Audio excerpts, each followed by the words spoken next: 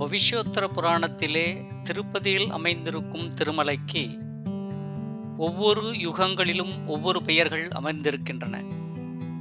அவை ரிஷபாச்சலம், அஞ்சனாச்சலம், சேஷாச்சலம் மற்றும் வெங்கடாச்சலம் ஆகும். மற்றும் வராக புராணத்திலே இன்னும் 14 பெயர்களும் குறிப்பிடப்பட்டுள்ளது. அவைகளை இப்பொழுது பார்ப்போம்.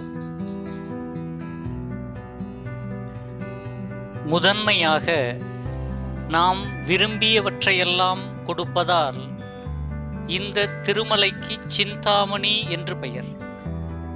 சிந்தாமணி என்றால் கேட்டதை கொடுக்கும் ஒரு அற்புதமான மணி என்று பொருள்.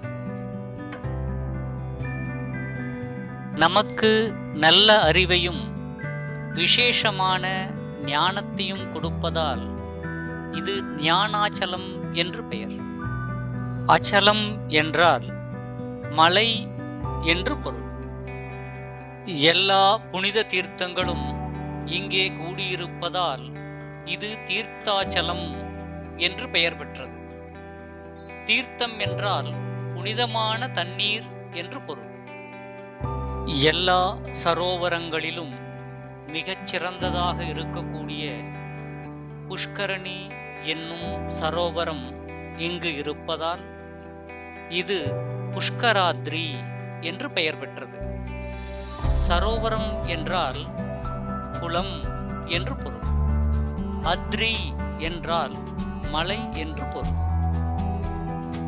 யமன் தன்னுடைய தவத்தை இங்கு வந்து செய்து ஸ்ரீனிவாசனுடைய அருளை பெற்றதால் இது விருஷாச்சலம் என்று பெயர் பெற்றது. விருஷ என்றால் யமன் என்று பொருள். தங்கமயமாக இருக்கக்கூடிய மேரு மலையினுடைய மகனாக இம்மலை இருப்பதால் இது கனகாச்சலம் என்று பெயர் பெற்றது. கனகம் என்றால் தங்கம் என்று பொருள்.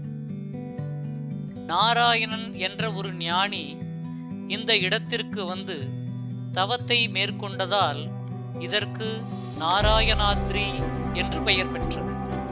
அத்ரி என்றால் மலை என்று பொருள். வைகுண்டத்திலிருந்து இந்த திருமலையை கருடன் கொண்டு வந்ததால் இது வைகுண்டாச்சலம் என்று பெயர் பெற்றது. மனித உருவமும் சிங்க முகத்தை கொண்ட நரசிம்ம பகவான் இந்த திருமலையிலே அவதரித்த காரணத்தினால் இது சிம்ஹாச்சலம் என்று பெயர் பெற்றது. வராக சுவாமியினுடைய இருப்பிடம் இதுவாகையால் இது வராகாச்சலம் என்று பெயர் பெற்றது.